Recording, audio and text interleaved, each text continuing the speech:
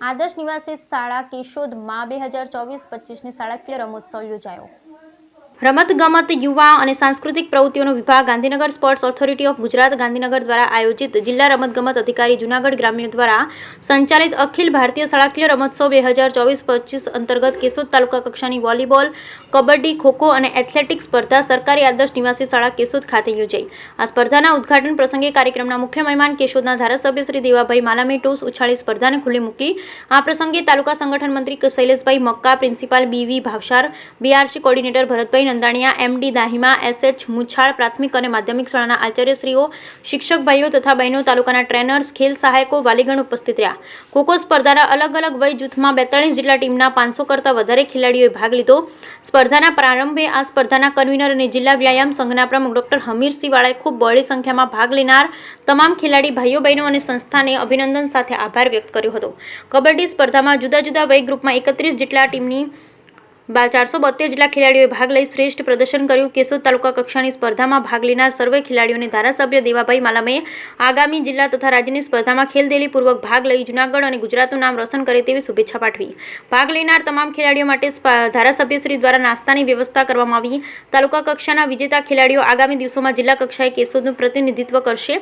આ રમોત્સવના સફળ આયોજન માટે JS ભારવાડિયા, RB Chudasama, AG Borisagar, Vijaysinh વાળા, અજય ઠાકોર, તાલુકા વ્યાયામ શિક્ષક જહેમત ઉઠાવી રહ્યા છે। ખૂબ સફળ આયોજન બદલ જિલ્લા રમતગમત અધિકારી અને જિલ્લા રમત વિકાસ અધિકારી શ્રી ગૌરાંગ નરેશ સૌને અભિનંદન પાઠવ્યા। Bureau report Naresh Ravalia, Keshod. હું ડૉક્ટર અમિતસિંહ વાળા, કન્વીનર શ્રી કેશોદ તાલુકા કક્ષા। આજે રમતગમત, યુવા અને સાંસ્કૃતિક પ્રવૃત્તિઓનો વિભાગ Gandhinagar, sports authority of Gujarat Gandhinagar આયોજિત જિલ્લા રમતગમત અધિકારી શ્રીની કચેરી જૂનાગઢ ગ્રામ્ય દ્વારા આજે કેશોદ તાલુકા કક્ષાનો કબડ્ડી રમતની સ્પર્ધાનું આયોજન સરકારી આદર્શ નિવાસી શાળામાં કરવામાં આવ્યું હતું। આજે પ્રાથમિક શાળાઓ, માધ્યમિક અને ઉચ્ચતર માધ્યમિક શાળાઓની ભાઈઓ અને બહેનોની અંડર 14, અંડર 17 અને અંડર 19 સ્પર્ધાની અંદર ખૂબ બહોળી સંખ્યામાં ખેલાડી ભાઈઓ બહેનોએ ભાગ લીધો છે। ભાગ લેનાર તમામ શાળાઓને હું અભિનંદન પાઠવું છું।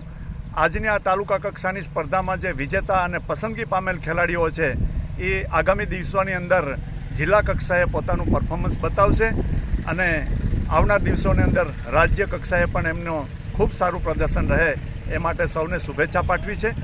હાલમાં ચાલી રહેલ ઓલિમ્પિક સ્પર્ધાની અંદર જે ભારતના ખેલાડીઓ મેડલ અપાવી રહ્યા છે એ જોતાં લાગે છે કે આવનાર દિવસોની અંદર આ અખિલ ભારતીય શાળાકીય રમતોત્સવના માધ્યમથી પણ સારા ખેલાડીઓ મળશે અને જેઓ ગુજરાત અને ભારતને સારું પરિણામ આપશે અને મેડલો અપાવશે એવી આશા સાથે સૌને શુભેચ્છા સાથે સૌનો આભાર વ્યક્ત કરું છું।